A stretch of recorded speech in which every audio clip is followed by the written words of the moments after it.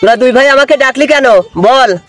আব্বা, মা, ভাবি আর আমার বউ ডেলি ডেলি প্রত্যেকদিন দুই বেলা বাইতে ঝগড়া করে, তাই আমাদের আলাদা করে দাও।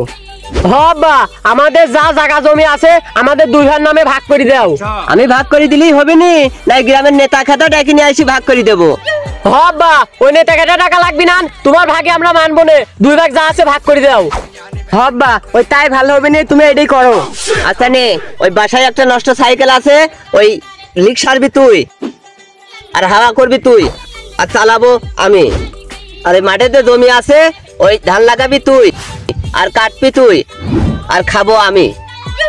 ওই বাড়িতে একটা গাই গরু আছে, ওই ঘাস কাটবি তুই, আর দুধ দোয়াবি তুই, আর সেই দুধ খাবো আমি। আচ্ছা, হ হ, শুনতে ভাল লাগছে। ওই টাকা দিবা না আমি, আর বিষ কিনে এনে দেবো না আমি। আচ্ছা, আর খাবো না আমি। ভগবান, क्या जुलुम है। না না না না না না, আমি খাবো না নে।